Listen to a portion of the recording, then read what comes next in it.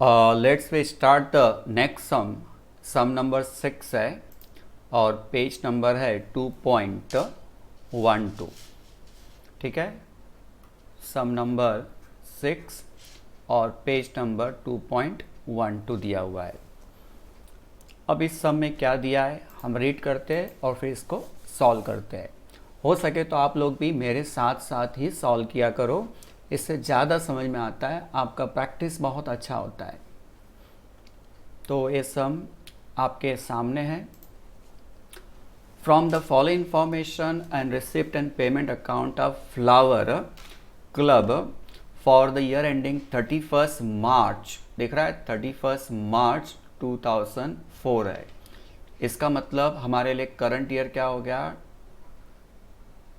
2003 से 2004, this is your current year. Prepare income expenditure account and the balance sheet as on date. Receipt side, जिसका हम लोग in short income भी बोलते हैं, पूरी तरह से इनकम तो नहीं बोल सकते, लेकिन रिसिप्ट मतलब पैसा मिला, तो जो रिवेन्यू रिसिप्ट होगा वो तो इनकम साइड जाएगा, और जो कैपिटल रिसिप्ट होता है मोस्टली सेल ऑफ असेट्स, वो असेट्स में से माइनस होता है। एट द सेम टाइम आपके पास ओपनिंग बैंक बैलेंस या कैश इन हैंड होगा, वो भी रिसिप्ट साइड आता है। अब देखो यहाँ पर आपके पास सम के अंदर टू बैलेंस बीडी दिया है, इसका मतलब ओपनिंग कैश है तो ओपनिंग असेट्स में जाएगा। सब्सक्रिप्शन का अमाउंट ध्यान देना कितना दिया हुआ है, 8,900 दिया हुआ है टोटल रिसिप्ट, और उसमें से उन लोगों ने रिकॉर्ड मेंशन किया है कि इंक्लूडिंग 250 फॉर 2002 एंड 3, 2 और 3 मतलब ही आप देख सकते हो कि लास्ट ईयर हुआ, क्योंकि इस समय हम लोग कौन सी ईयर में है, 3 एंड 4 में है। तो 2 और 3 कितना है, 250, 4 और 5 जो है दैट इज नेक्स्ट ईयर, मतलब 8,900 में 250 जो है वो लास्ट ईयर का है, और 150 जो है ये लास्ट ईयर का है, और 150 जो है वो नेक्स्ट ईयर का है। इसका मतलब इसमें से माइनस कर दूँ 8,900 में से दोनों, तो आपको पता चल जाएगा कि करंट ईयर का कितना है। तो करंट ईयर का है 8,500, तो 8,500 करंट ईयर का हो गया।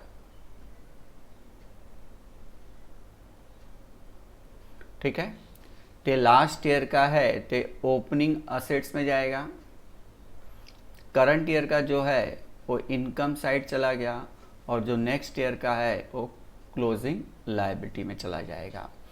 प्लस सर करेंगे कैसा, आप जब लिखोगे इनकम साइड में 8,900 तो उसमें से माइनस माइनस करके दिखा के लिखोगे तो ज़्यादा समझ में आएगा। Donation, income, entrance fees income, sale of old papers income है, सेल ऑफ ओल्ड फर्नीचर दिया है, फर्नीचर हमारा असेट्स है, असेट्स को बेचा तो ये क्या हो जाएगा आपके लिए, कैपिटल रिसिप्ट है, रेगुलर नहीं होता है, इसको आप इनकम नहीं बोलोगे बल्कि क्या बोलोगे कि जो हमने फर्नीचर सेल किया उसमें से माइनस हो जाएगा। ब्रेकर लिखा है book value ₹300 as on 1 April 2003, जो फर्नीचर बेचा उसका बुक वैल्यू कितना है, 300 रुपीज़ है। ठीक है, फर्नीचर बेचा कितने में हमने, सेलिंग प्राइस है 300 रुपीज़। अब देखते हैं इसको किस तरह से करना है, बस थोड़ा सा ये ध्यान दो कि हमने फर्नीचर को सेल किया है। पेमेंट साइड इन शॉर्ट एक्सपेंडिचर होता है, पेमेंट में अगर रिवेन्यू एक्सपेंडिचर है तो एक्सपेंस में जाता है, लेकिन वहीं पे कैपिटल एक्सपेंडिचर होगा जैसे कि परचेज ऑफ असेट्स, इन्वेस्टमेंट, ये आपका असेट्स है, क्लोजिंग असेट्स।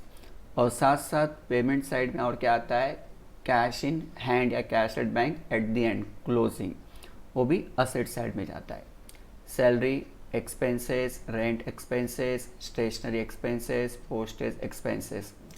अब देखो फर्नीचर 1 अप्रैल 2003 है, नया फर्नीचर परचेस किया है तो क्लोजिंग असेट्स, प्लस सर 1 अप्रैल लिखा है, तो 1 अप्रैल का मतलब पहले का रखा हुआ नहीं है, पेमेंट लिखा है, मतलब 1 अप्रैल को आपने नया फर्नीचर परचेस किया है, तो ओपनिंग असेट्स में जाएगा ही नहीं, क्लोजिंग असेट्स में ही जाएगा। और इसको मैं टिक कर देता हूँ। क्यों? क्योंकि सेल भी करना इसमें है। Investment, closing assets, fix deposit in bank of Baroda, ये भी आपका इन्वेस्टमेंट की तरह ही हुआ। स्पोर्ट्स मटेरियल आपने परचेस किया, closing assets. General expense, expense में आएगा, और बैलेंस सीडी का मतलब कैश इन हैंड, ये चला जाएगा क्लोजिंग असेट्स में। अदर इंफॉर्मेशन में सबसे पहला है on 1 April 2003 were land furniture equipments, sorry sports material, ये हमारे पास पहले से असेट्स रखा हुआ है। ये कहाँ जाएगा? Opening assets, at the same time closing assets.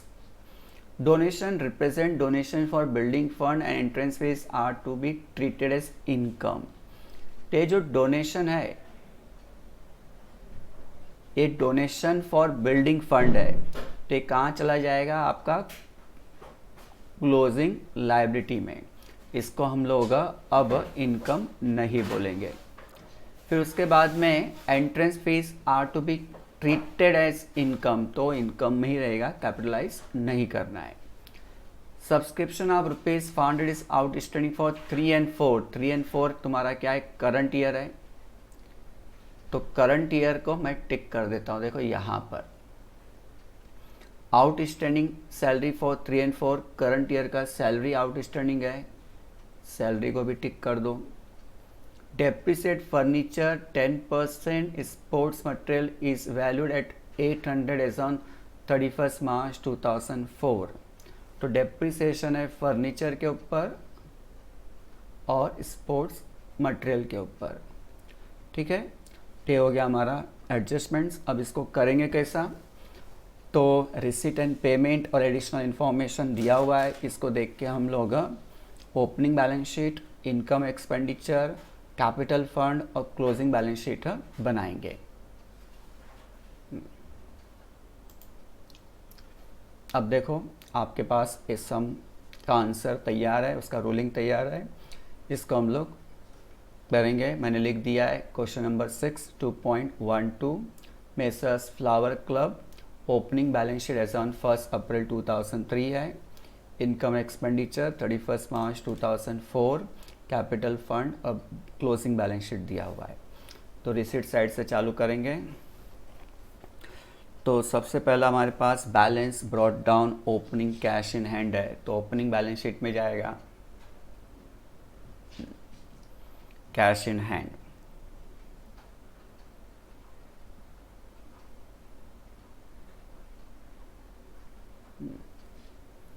$3,350। Subscription पहला हम इनकम में लिख लेते हैं, बाय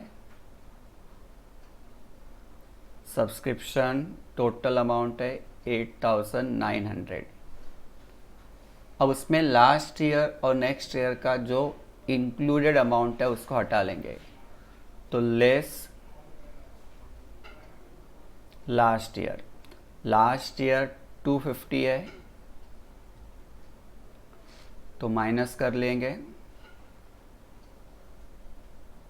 तो 8,900 में से 250 माइनस कर दिया तो 8650।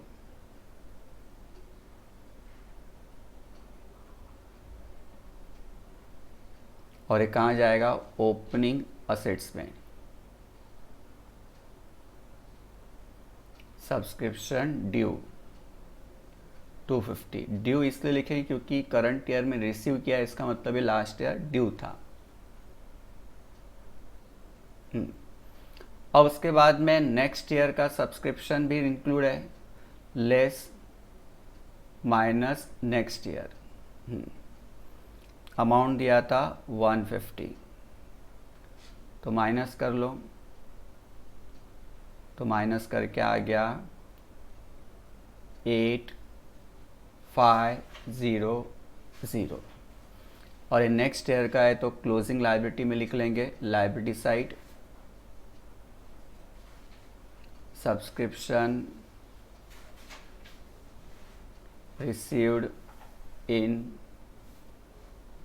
Advance 150।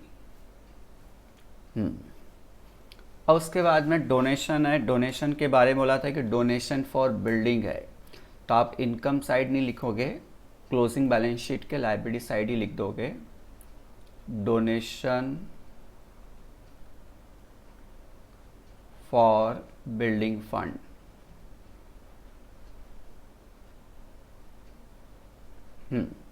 Donation for building fund दिया हुआ है 15,000।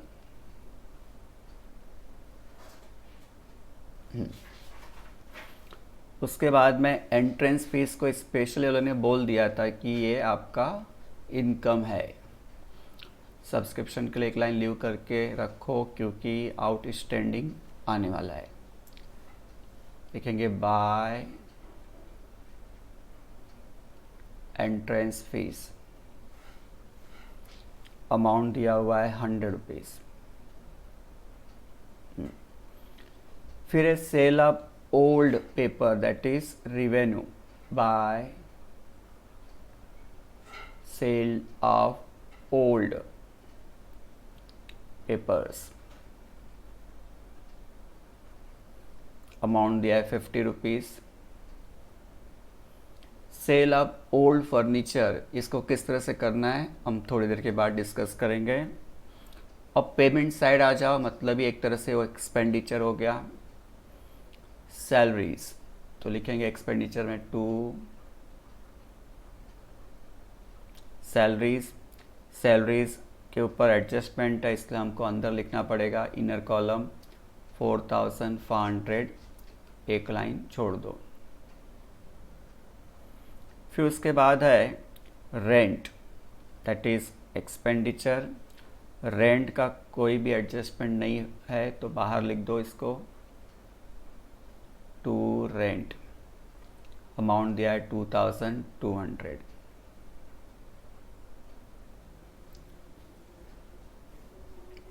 देयर आफ्टर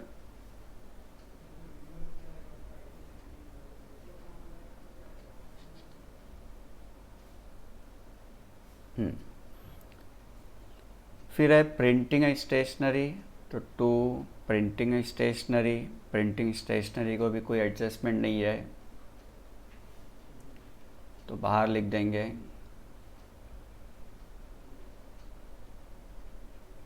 अमाउंट दिया है 190। उसके बाद में पोस्टेज दिया है, एक्सपेंडिचर 2 पोस्टेजेस, अमाउंट है 160। देयर आफ्टर फर्नीचर 1 अप्रैल, ये फर्नीचर परचेस किया है तो क्लोजिंग असेट्स में आ जाओ। जो भी ड्यूरिंग द ईयर हम लोग परचेस करते हैं असेट्स, क्लोजिंग बैलेंस शीट में जाता है, तो लिखेंगे फर्नीचर। अब फर्नीचर के अंदर अंडरलाइन कर लो, कुछ फर्नीचर पहले से भी हमारे पास है। अब जो फर्नीचर पहले से होगा हमारे पास वो ओपनिंग फर्नीचर हो जाएगा, वो हमको मिलेगा नीचे डिटेल से, तो ये अंडरलाइन करके रखा मैंने और लिख दिया ओपनिंग बैलेंस प्लस परचेज। तो जो पेमेंट साइड में हमने अभी अभी फर्नीचर परचेस किया है वो कितना है 5,000 का। तो इसके नीचे अंडरलाइन कर देता हूँ, ऐड करके आएगा, फिर डेप्रिसिएशन होगा, फिर माइनस करके हम लोग बाहर चले जाएंगे। उसके बाद में पेमेंट साइड में और दिया हुआ है इन्वेस्टमेंट, तो लिखेंगे असेट्स में ही investment in government bonds,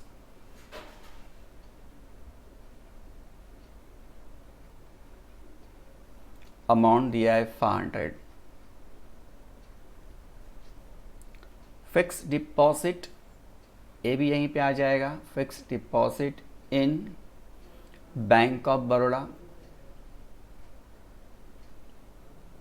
10,000। Sports material assets है,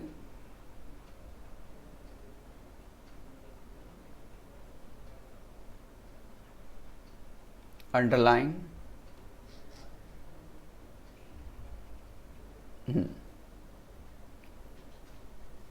इसमें भी ओपनिंग बैलेंस हमारे पास बाद में आएगा। पूरा सम जब आप रीड कर लोगे तो आपको पता चल जाता है कि हाँ इस तरह का सम है। और अभी जो परचेस किया हमने 2000, और बाद में स्पोर्ट्स मटेरियल के ऊपर डेप्रिसिएशन भी है, इसलिए और एक लाइन छोड़ देते हैं हम लोग यहाँ पर। फिर है जनरल एक्सपेंस, तो एक्सपेंस साइड चले जाओ तो लिखो 2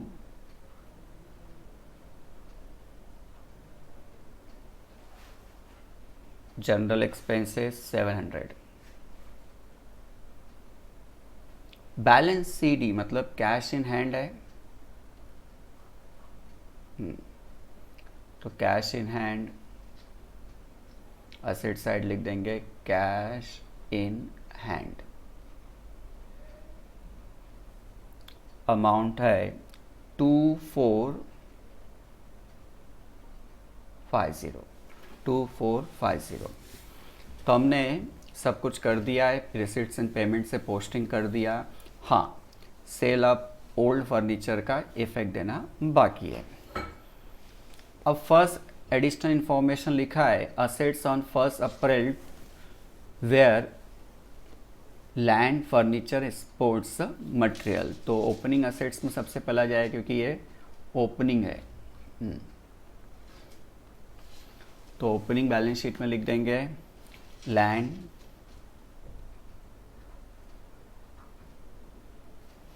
अमाउंट दिया है 5000, फर्नीचर अमाउंट दिया है 300, और स्पोर्ट्स मटेरियल है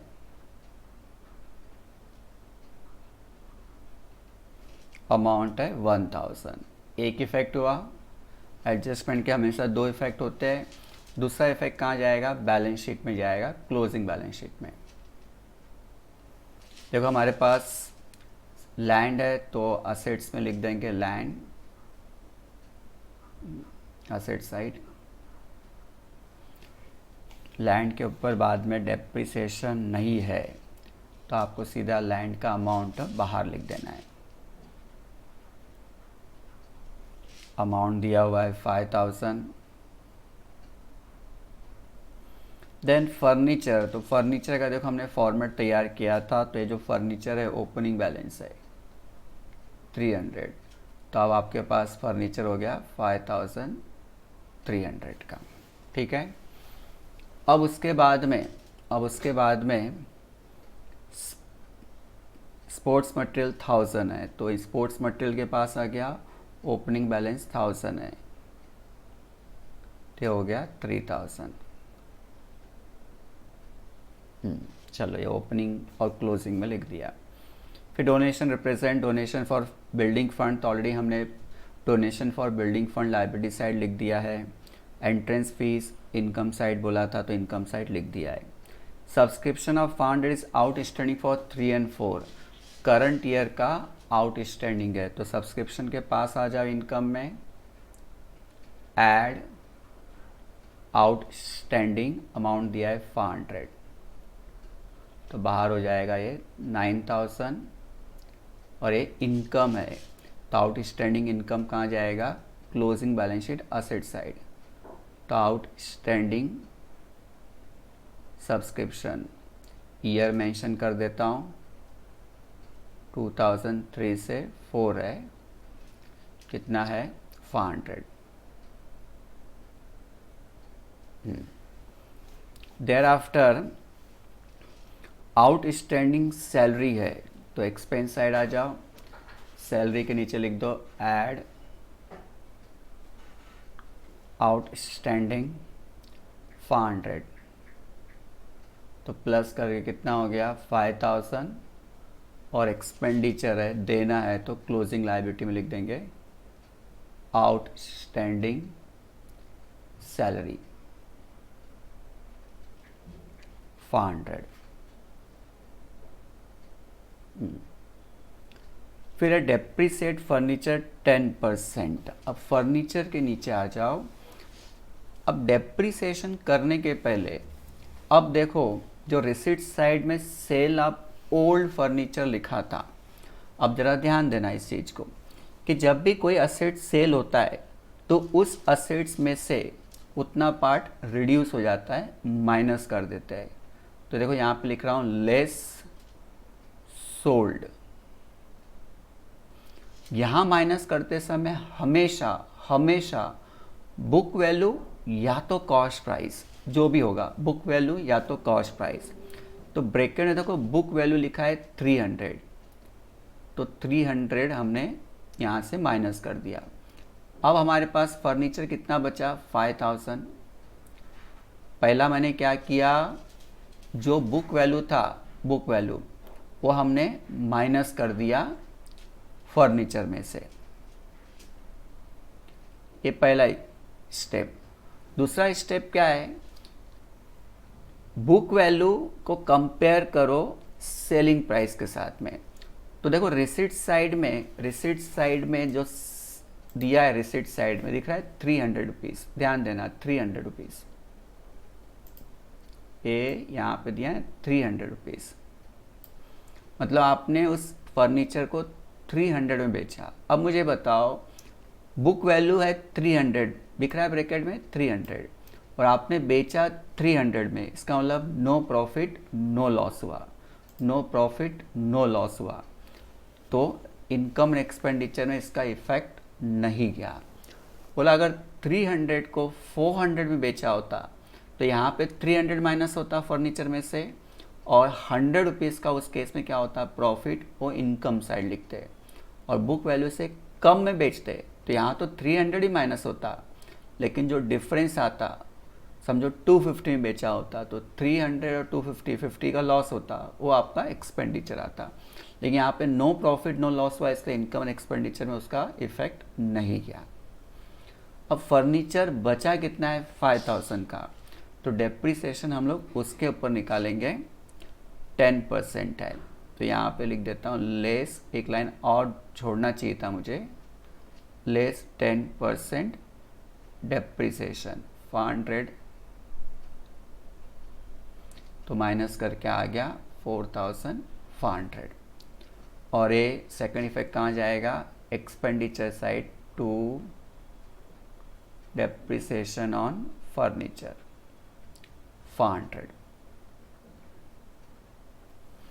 अब फर्नीचर में देखा जाए तो ये जो ओपनिंग बैलेंस है इसी को हमने क्या किया, सोल्ड कर दिया है, और जो नया फर्नीचर परचेस किया वही ये देखो यहाँ पर है 5000 जो आया वो नया फर्नीचर है, और नया फर्नीचर का डेट दिया था 1 अप्रैल, इसलिए फुल ईयर का डेप्रिसिएशन हुआ। लेकिन अगर बीच में परचेस किया होता तो लेस देन 12 मंथ्स होता। अब उसके बाद में मटेरियल का डेप्रिसिएशन करना, लेकिन मटेरियल का डेप्रिसिएशन थोड़ा अलग वर्ड में यूज़ करने किया हुआ है। लिखा है कि स्पोर्ट्स मटेरियल इज़ वैल्यूड 800। अब स्पोर्ट्स मटेरियल के पास आ जाओ, आज हमारे पास टोटल स्पोर्ट्स मटेरियल है 3000, उसकी वैल्यू देखो मैं लिख रहा हूँ बाहर 800 है आज, तो डेप्रिसिएशन कितना हो गया 2200। ठीक है, अब 2200 डेप्रिसिएशन एक्सपेंडिचर साइड चला गया to depreciation on sports material, दिया हुआ है 2200। अब सब कुछ हमने कर लिया, कुछ भी पता इसमें कुछ भी बैलेंस नहीं रहा, सब कुछ हो गया। अब टोटल मारेंगे, टोटल मारते समय सबसे पहला ओपनिंग बैलेंस शीट बंद करेंगे। ओपनिंग बैलेंस शीट में असेट साइड ही बड़ा दिखाई पड़ रहा है तो उसका टोटल सबसे पहला लिख देंगे।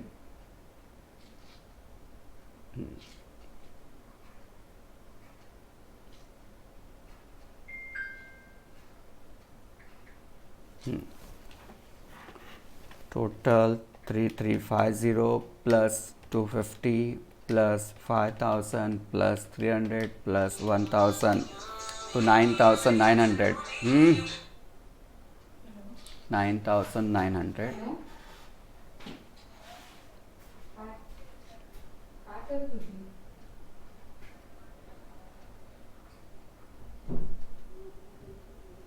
लाइब्रेरी साइड में लिख देंगे कैपिटल फंड 9900। अब इसको हम लोग जाके लिखेंगे कैपिटल फंड के credit side by balance brought down 9900।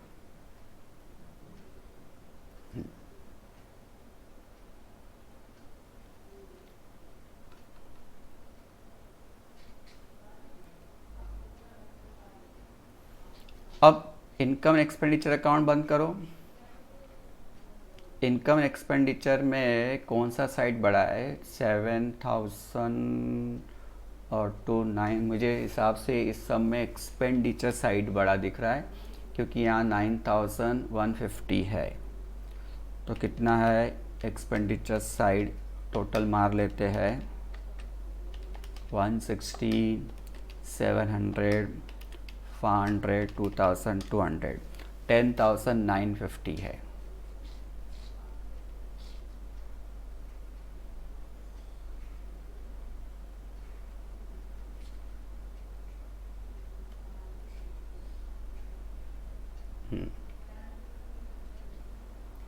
$10,950 इसमें एक्सपेंडिचर बड़ा है इसलिए हमारा जो आंसर आएगा वो आ जाएगा डेफिसिट क्रेडिट डाउन। कितना आ रहा है? 1800।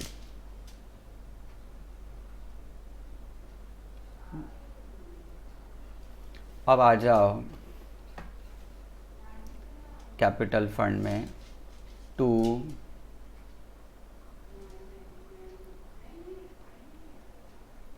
Deficit brought down 1800। अब इसको बंद करेंगे। इसमें आपका क्रेडिट साइड बड़ा दिखाई पड़ रहा है 9900। तो अब 9900 पहला लिख देंगे।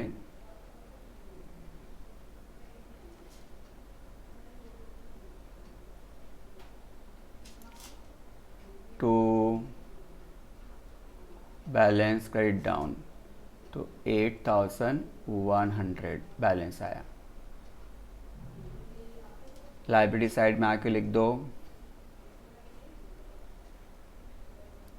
Capital fund 8100। चलो अब इसका टोटल मारेंगे। और ये टैली होना चाहिए जैसा आप लोगों को पता है। लाइब्रेरी साइड आ रहा है 23,750।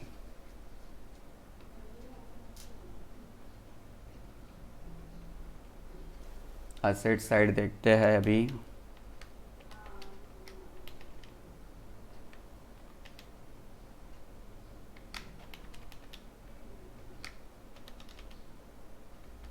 हम्म 23,750।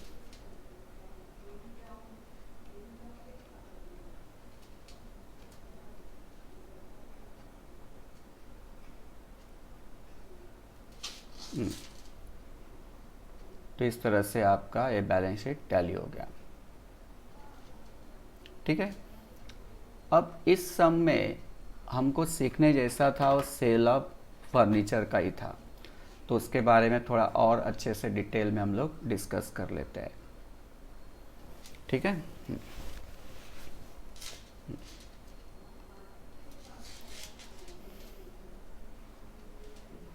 जैसा आपके पास एक क्लोजिंग बैलेंस शीट है,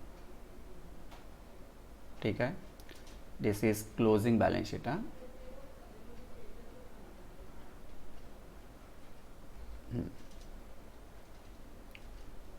अब यहाँ पर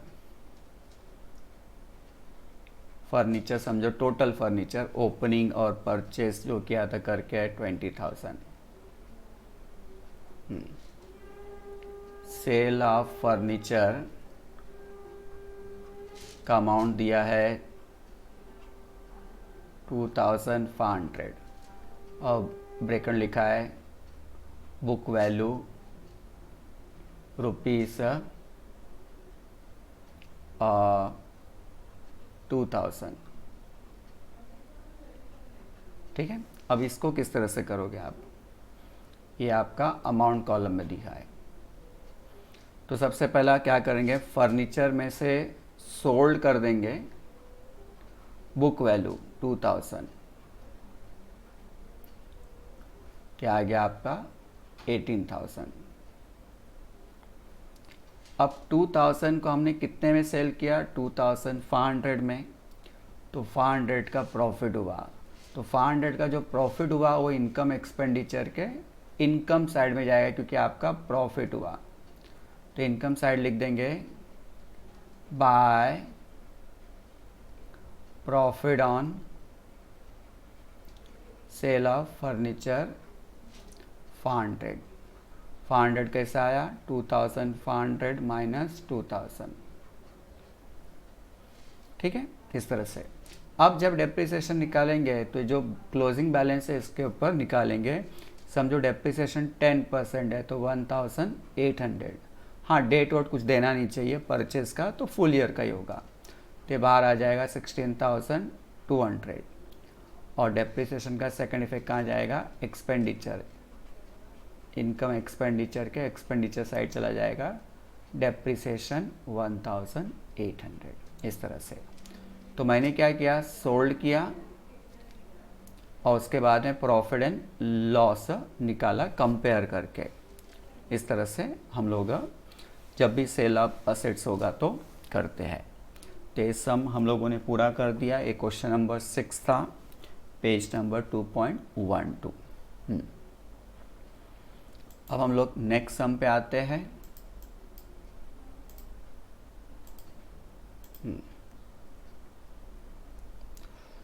इसको इरेज कर देता हूं मैं।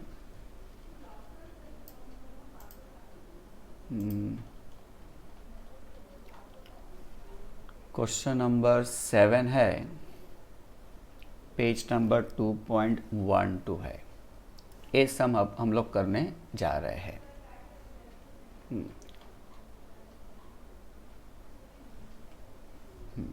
ठीक है,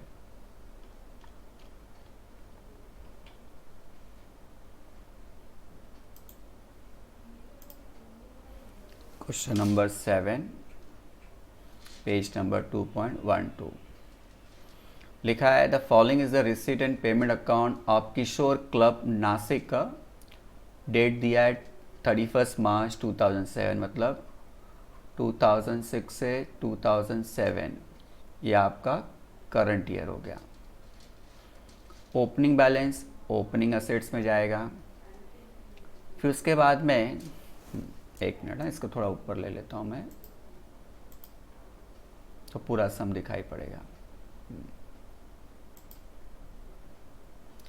तो ओपनिंग बैलेंस ओपनिंग असेट्स में चला गया।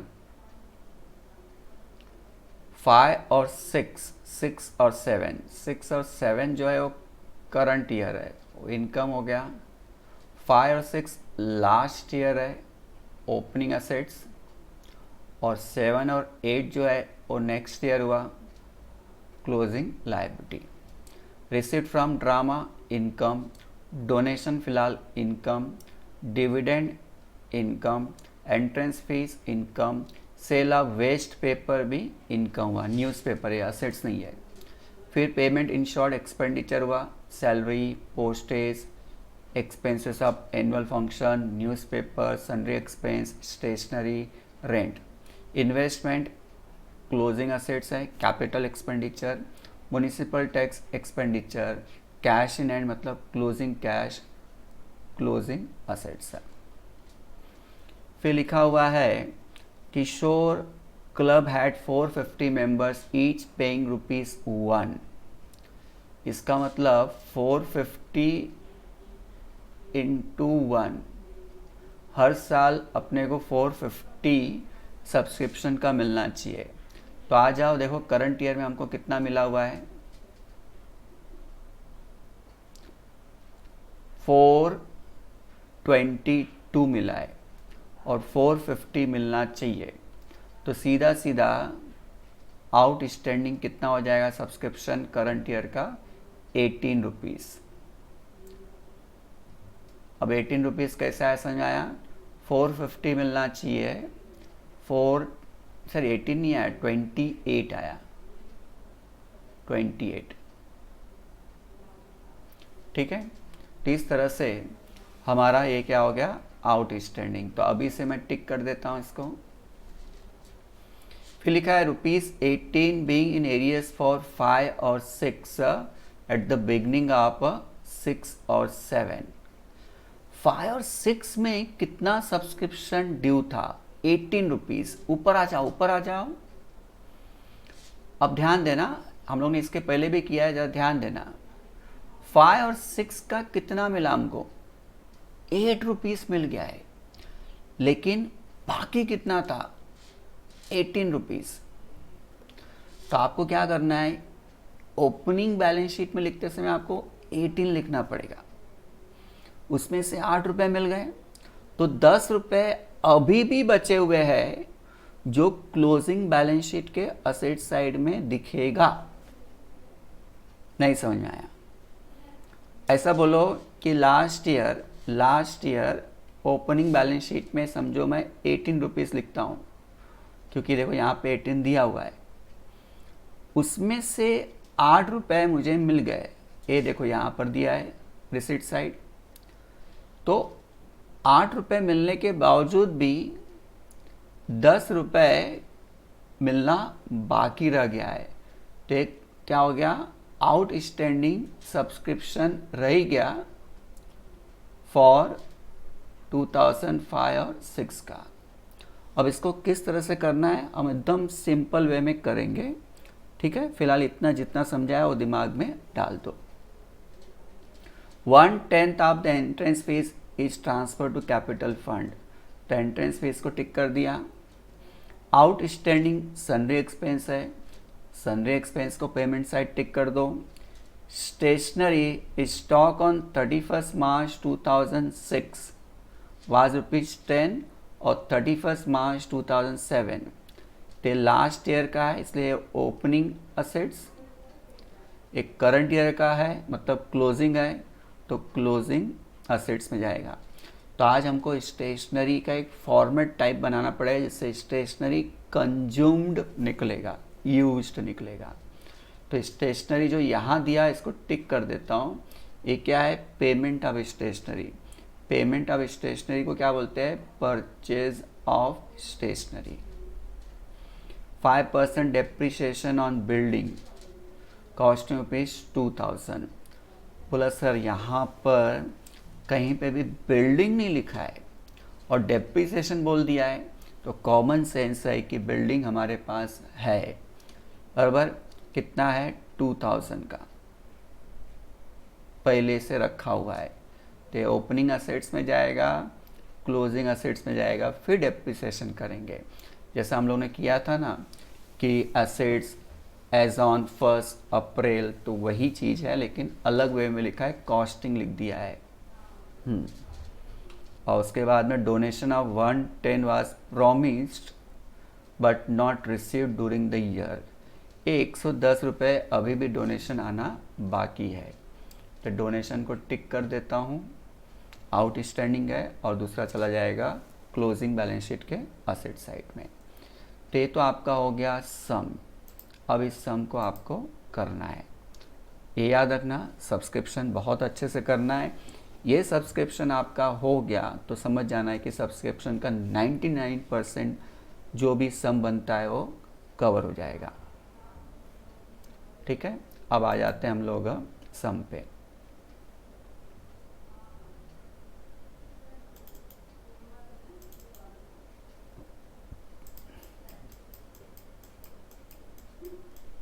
सम नंबर लिख देता हूँ यहाँ पर।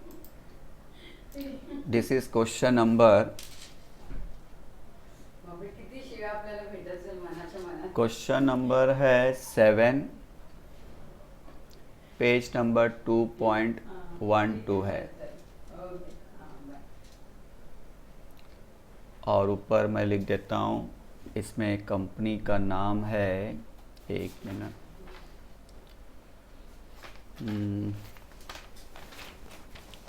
क्वेश्चन नंबर 2, यहाँ पर दिया है 234 एंड 235। किशोर क्लब नासिक, तो यहाँ लिख देता हूँ किशोर क्लब नासिक, किशोर क्लब नासिक। डेट है 1 अप्रैल 2006, क्योंकि क्लोजिंग है 31 मार्च 2007। सेम बैलेंस शीट में लिख दिया 31 मार्च 2007। अब इस सम को हम लोग करते हैं। सबसे पहले टू बैलेंस बीडी लिखा हुआ है, तो टू बैलेंस बीडी मतलब ही ओपनिंग कैश हो गया, तो ओपनिंग बैलेंस शीट के एसेट साइड लिख देंगे, यहाँ पर cash in hand,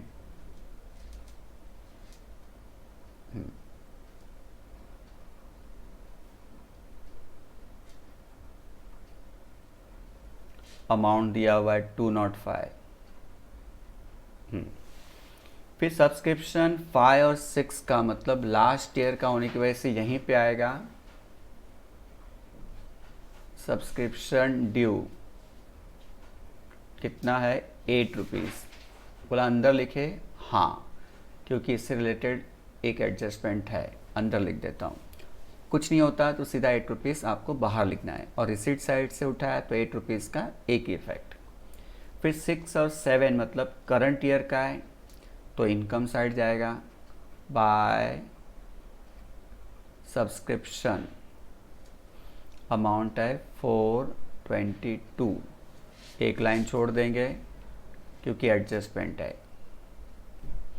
there after 7 और 8 का है मतलब नेक्स्ट ईयर का सब्सक्रिप्शन रिसीव्ड इन एडवांस है, तो liability side subscription received in advance next year का है, तो ये दिया हुआ है 16। Received from drama income,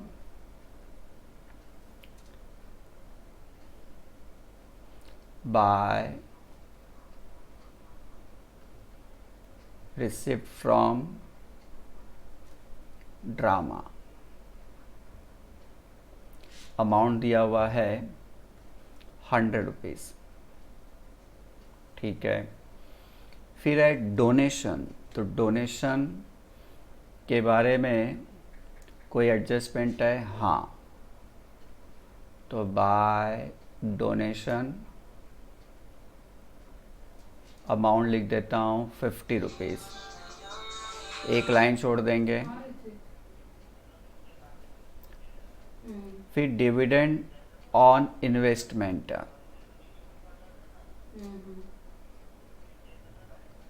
dividend on investment 150। फिर एंट्रेंस फीस है, तो bye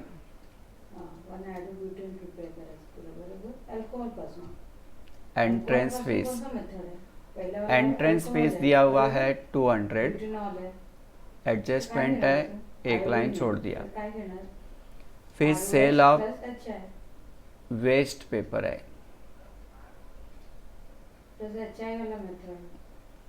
sale of waste paper, अल्कोहॉलचे सगळे मेथड जे प्रिपरेशन आहे तू चेक कर, तुला HI वाला भेटणार, त्याच्यामधून 9 rupees.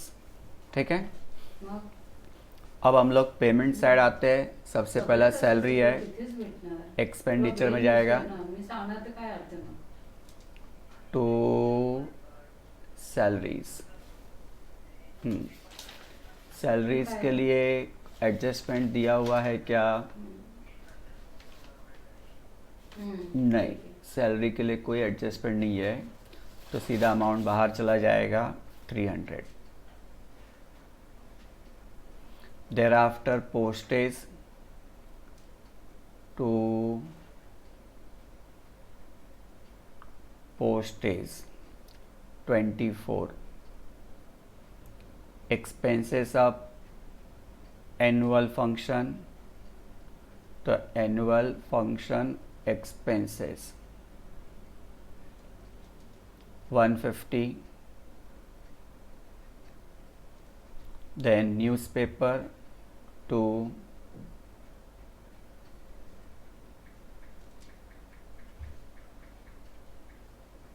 newspapers 30 rupees, then sundry expense to sundry expense, इसका एडजस्टमेंट है तो अंदर लिखेंगे 166, एक लाइन छोड़ दिया। स्टेशनरी है, स्टेशनरी का ओपनिंग और क्लोजिंग बैलेंस दिया हुआ है, तो आपको हेडिंग देना पड़ेगा stationery consumed, stationery consumed underline, और इसके लिए 5 लाइन लीव कर दो, 5 लाइन, 1 2 3 4 5।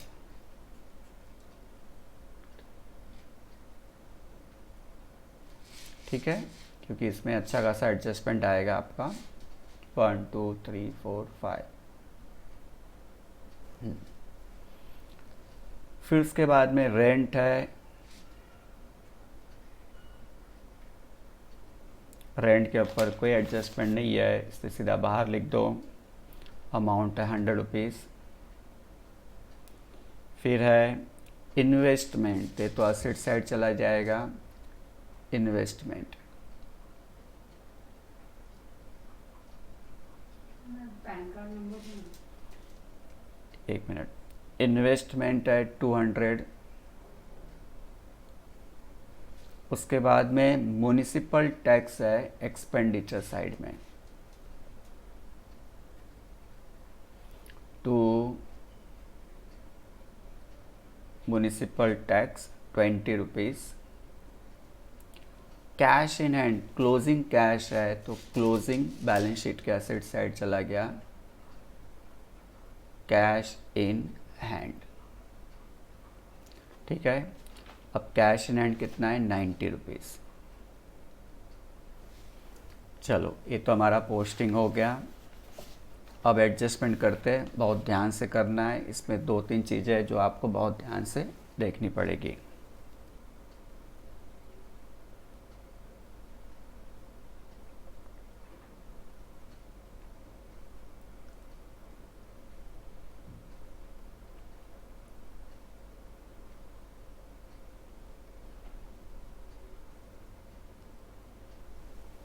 एक मिनट,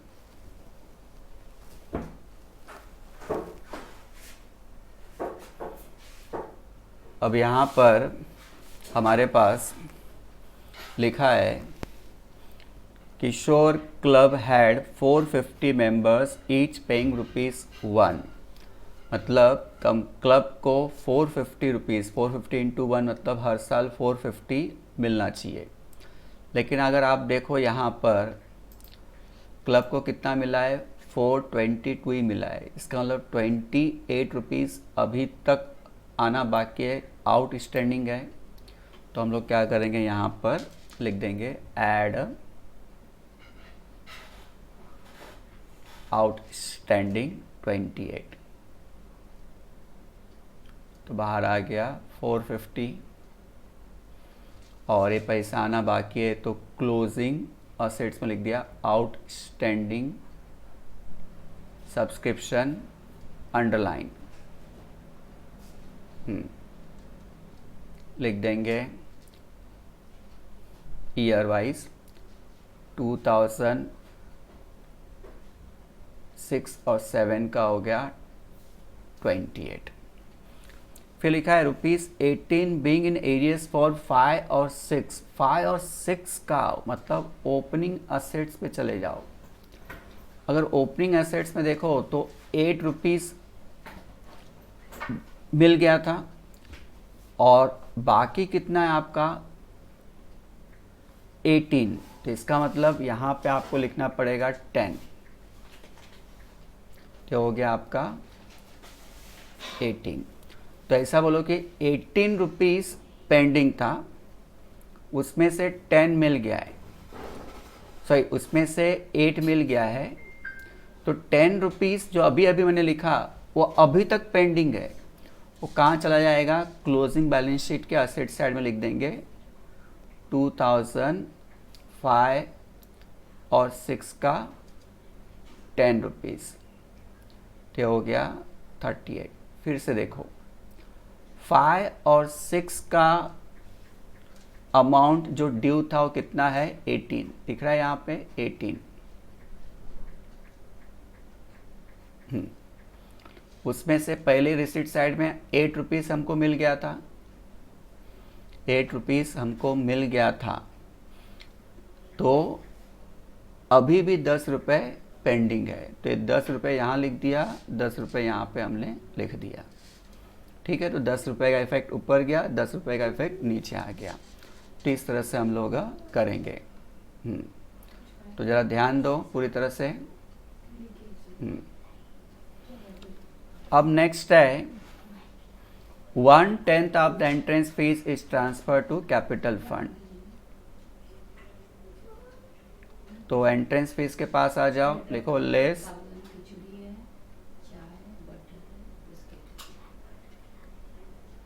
कैपिटलाइज 1/10। तो कितना हो गया 20, तो बाहर आ गया 180। तो कैपिटल फंड में चले जाते हैं। कैपिटल फंड में लिखो बाय एंट्रेंस फीस ₹20।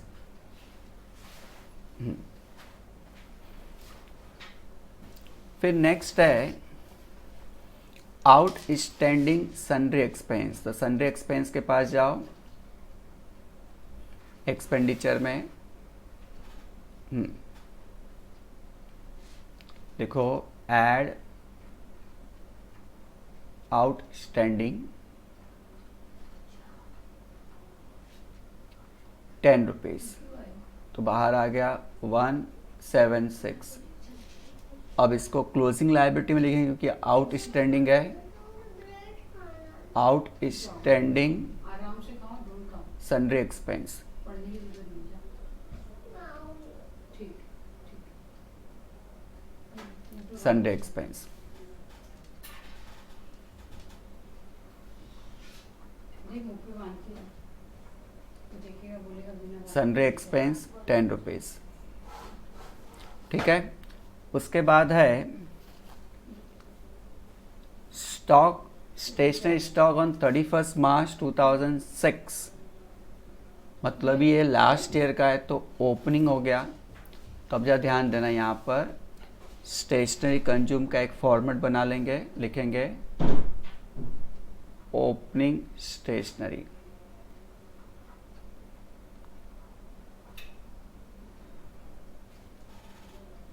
₹10 यहाँ आ गया। और ओपनिंग बैलेंस शीट के एसेट साइड लिख देंगे ऊपर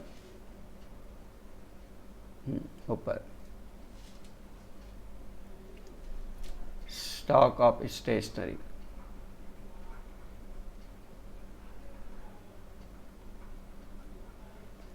₹10। फिर इसमें क्या करेंगे, ऐड परचेस्ड। परचेस आपको पेमेंट साइड दिया हुआ है, जो हमने लिखा नहीं था। कितना दिया है पेमेंट साइड में ₹80। 80 का एक ही इफेक्ट आया क्योंकि वो पेमेंट से उठा रहे, तो 90 हो गया। अब स्टेशनरी जो 31 मार्च 2007 का एडजस्टमेंट में लिखा है 17, वो यहाँ पे क्या हो जाएगा माइनस। क्लोजिंग स्टेशनरी 17, ये हो गया आपका बाहर 73। अब क्लोजिंग स्टॉक ऑफ स्टेशनरी कहाँ जाएगा? क्लोजिंग बैलेंस शीट के असेट साइड में स्टॉक ऑफ स्टेशनरी।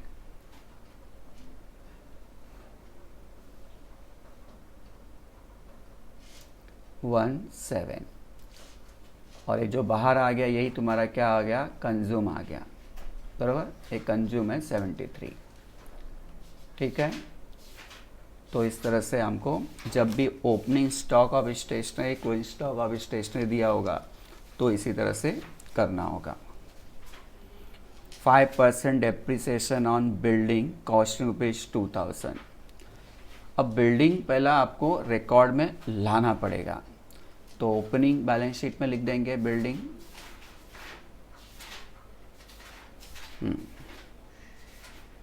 $2000, और क्लोजिंग बैलेंस शीट में लिख देंगे बिल्डिंग 2000 अंदर। अब इसका डेप्रिसिएशन निकालेंगे, तो 2000 ओपनिंग बैलेंस शीट में और क्लोजिंग बैलेंस शीट में। अब डेप्रिसिएशन 5% है, तो 5% हो जाएगा 100, तो बाहर आ गया 1900। और डेप्रिसिएशन कहाँ जाएगा? एक्सपेंडिचर साइड चला जाएगा, टू डेप्रिसिएशन ऑन बिल्डिंग ₹100, ठीक है। फिर नेक्स्ट है donation 110 was promise but not received. तो आउटस्टैंडिंग डोनेशन है, तो डोनेशन में जाके ऐड कर देंगे, ऐड ड्यू 110, तो बाहर आ गया 160, और ये कहाँ जाएगा? आना है, तो क्लोजिंग असेट्स में डोनेशन ड्यू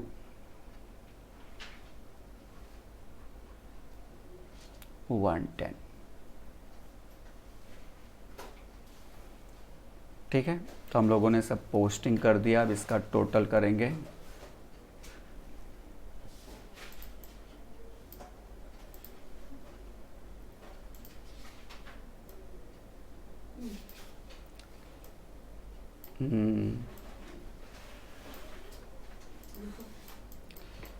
तो बैलेंस शीट बंद करेंगे, असेट साइड ही बड़ा है इसका, टोटल मार लो, असेट साइड कर देखो टोटल कितना आ रहा है।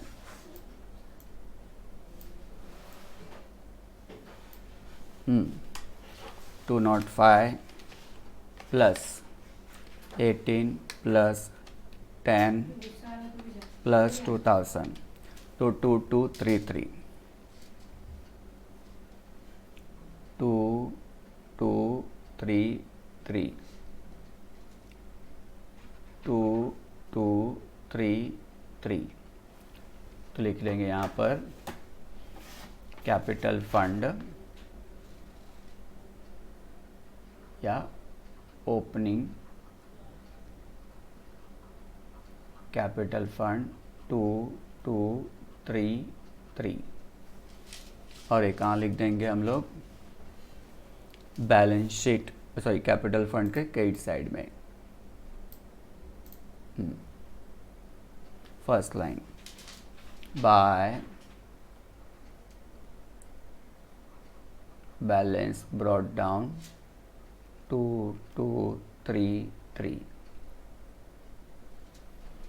अब यहाँ पर इनकम एक्सपेंडिचर अकाउंट बंद करेंगे।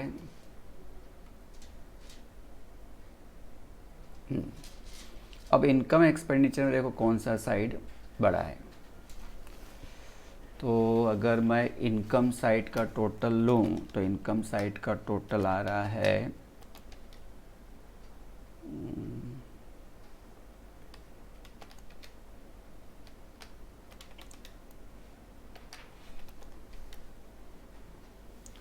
180 प्लस 9, 1049 आ रहा है इनकम साइड का टोटल 1049। अब एक्सपेंडिचर का देखो 300 प्लस 24 150 30 176 73 100 20 और 100 973 आ रहा है, मतलब इनकम साइड ही बड़ा है।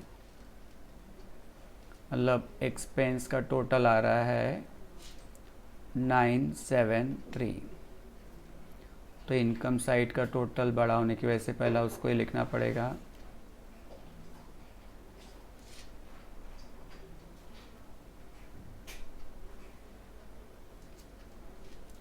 वन ज़ीरो फोर नाइन तो माइनस करके यहाँ पे जो बचा उसको क्या लिखेंगे, surplus credit down. Surplus credit down है 1049 माइनस किया 76।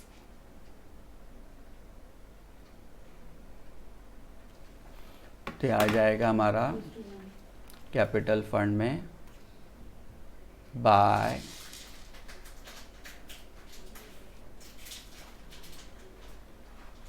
Surplus brought down 76। अब इसका टोटल मारेंगे।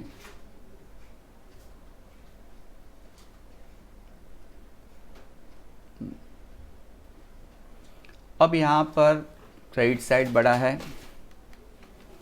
2233 प्लस 20 प्लस 76 2329।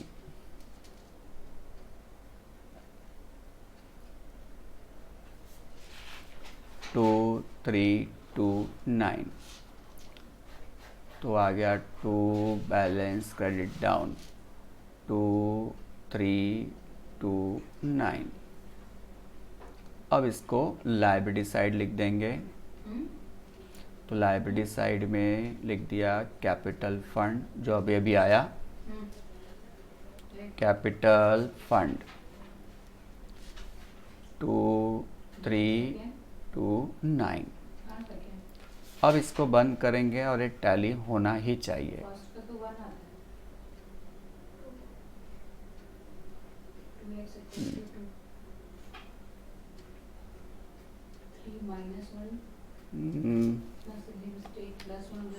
सिक्सटीन प्लस 10 ये आ रहा है 2355। 2x plus 1 equals to 3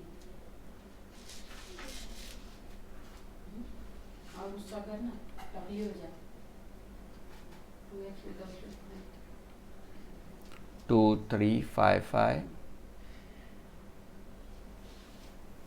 यहाँ पे 200 plus 90 plus 38 plus 17 plus 1900 plus 110 2355।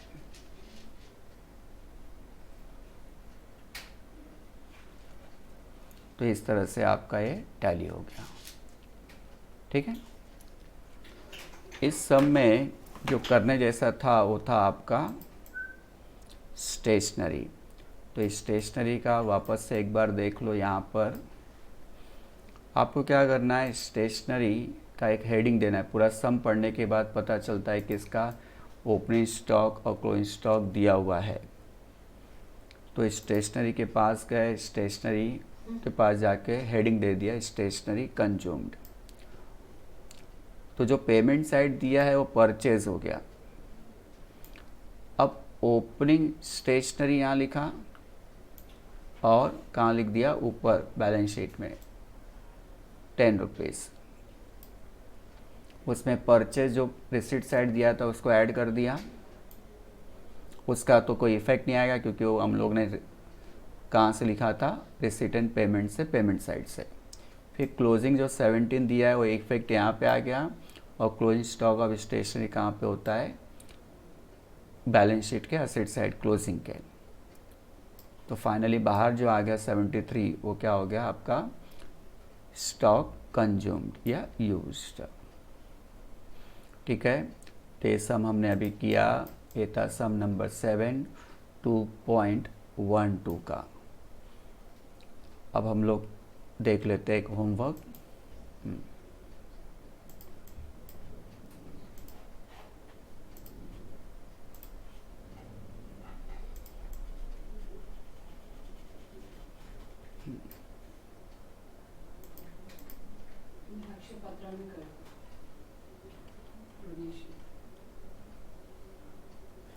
तो हमारा जो होमवर्क है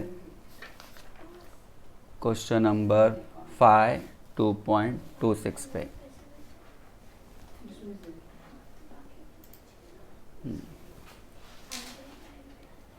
क्वेश्चन नंबर 5 2.26 है।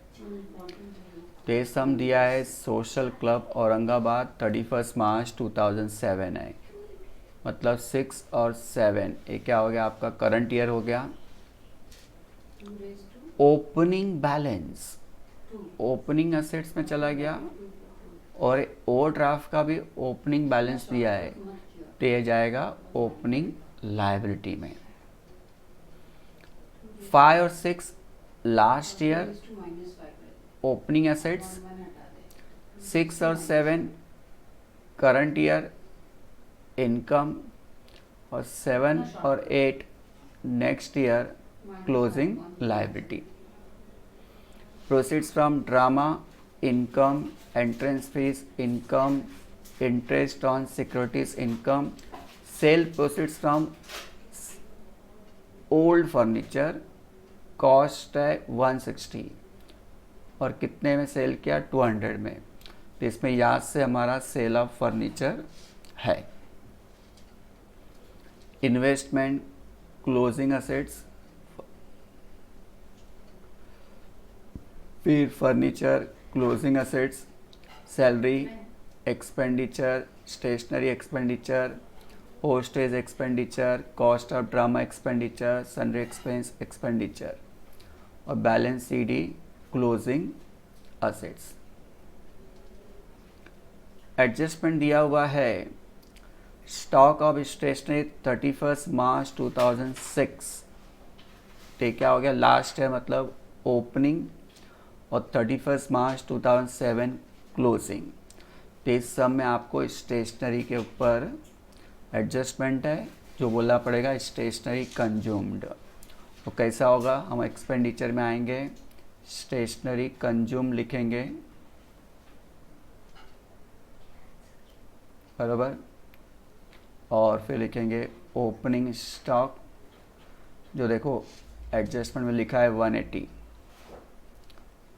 परचेज ऐड कर दिया, जो रिसीट का पेमेंट साइड लिखा है 1780, तो 0691, और less closing stock closing stationery adjustment में दिया है 200, तो बाहर आ जाएगा 1760 इस तरह से। तो एक्सपेंडिचर साइड दिखेगा, ये ओपनिंग असेट्स में चला गया और एक क्लोजिंग असेट्स में चला गया। Half of the entrance fees is treated as revenue income, इसका मतलब एंट्रेंस फीस में से हाफ क्या हो गया कैपिटलाइज्ड हो गया। सैलरी आउटस्टैंडिंग है, सैलरी को हमने टिक कर दिया। 31 मार्च 2006 मतलब लास्ट ईयर का क्लोजिंग, दिस टाइम का ओपनिंग।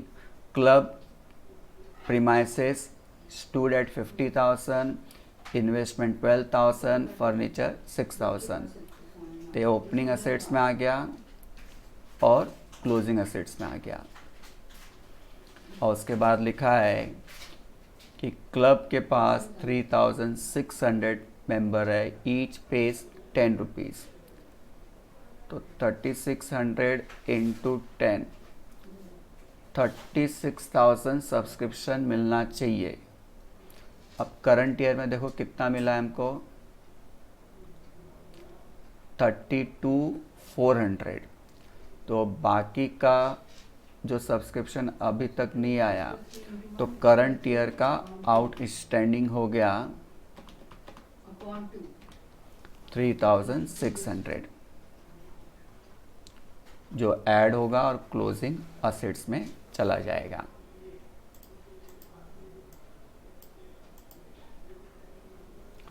तो इस तरह से सम को हमको करना है। तो इसमें दो चीज़ याद रखना, एक तो आपका बैंक ओवरड्राफ्ट जो दिया है ऊपर यहाँ पर, ये ओपनिंग लायबिलिटी में जाएगा। उसके बाद में स्टॉक ऑफ स्टेशनरी का जैसे हम लास्ट सम में किए थे, और सेल ऑफ फर्नीचर का हमको करना पड़ेगा, उसका भी मैं थोड़ा सा यहाँ पे बता देता हूँ।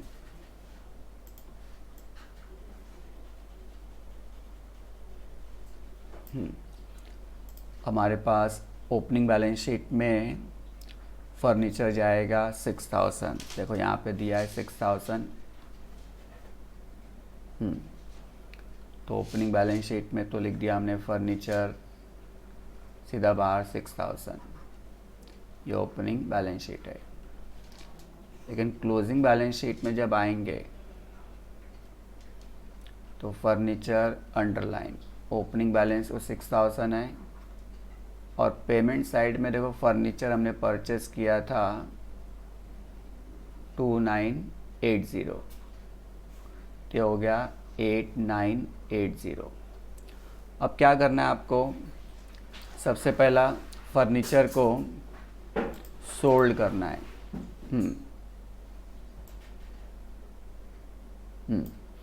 फर्नीचर को कितने में सोल्ड किया वो बाद में देखना है, उसका बुक वैल्यू या कॉस्ट प्राइस कितना दिया है 160। तो यहाँ पे आके लिखेंगे लेस सोल्ड 160, माइनस करके कितना आ गया 0288820। अब इस 160 को हमने कितने में बेचा, देखो यहाँ पे लिखा था 200 में, तो 200 में सेल किया तो 40 रुपीज़ का प्रॉफिट हो गया। वो 40 रुपीज़ कहाँ जाएगा, इनकम साइड जाएगा, by profit on sale of furniture 40 rupees. ठीक है, तो इसका जो 40 रुपीज़ आया वो आ गया इनकम। अब जो 8820 बचा है उसके ऊपर अगर फर्नीचर का डेप्रिसिएशन दिया होगा तो निकलेगा। इस सम में डेप्रिसिएशन ऑन फर्नीचर नहीं है तो ये बाहर चला जाएगा। ठीक है, तो ये सम आपको कर लेना है, बाकी का सम हम नेक्स्ट क्लिप में देखेंगे।